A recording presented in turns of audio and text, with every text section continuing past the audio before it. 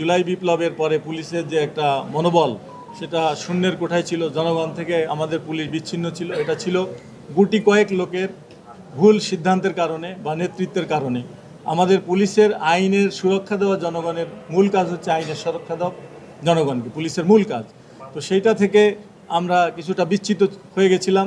তো সেটাকে রিগেইন করার জন্য আমাদের বর্তমান পুলিশ বাহিনী, বর্তমান গণতান্ত্রিক সরকারের নেতৃত্বে সঠিক এবং সুন্দরভাবে যাতে জনগণের সাথে সে আস্থা অর্জন করতে পারে, আইন শৃঙ্খলা উন্নয়নে গুরুত্বপূর্ণ ভূমিকা পালন করতে পারে, সেটা অলরেডি আপনারা দেখেছেন যে আমাদের যে একটা নির্বাচন, আমাদের বলা হতো যে পুলিশ বা আমাদের দেশের আইন শৃঙ্খলা বাহিনী এই নির্বাচন সুষ্ঠু সুন্দরভাবে করতে পারবে না। কিন্তু আপনারা দেখেছেন বাংলাদেশের ইতিহাসে সবথেকে সুন্দর, সুষ্ঠু, গ্রহণযোগ্য, বিশ্বাসযোগ্য একটি নির্বাচন আমাদের আইন শৃঙ্খলা বাহিনী জনগণকে উপহার দিতে সক্ষম হয়েছে এবং একটি গণতান্ত্রিক সুষ্ঠু সুন্দর সমাজ প্রতিষ্ঠা হয়েছে।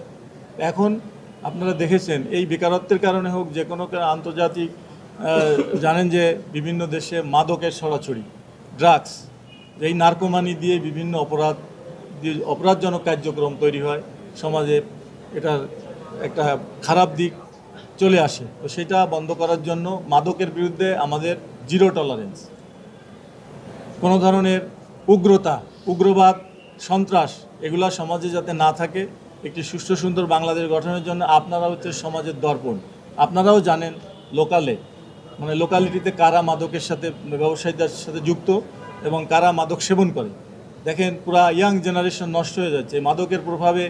তারা খুন খারাপি, ছিনতাই, কিশোর গ্যাং, বিভিন্ন রকম অপরাধের সাথে লিপ্ত হচ্ছে। সুতরাং সরকারের 1 নম্বর এজেন্ডা হচ্ছে মাদক নির্মূল করা। মাদকের বিরুদ্ধে আমাদের জিরো টলারেন্স।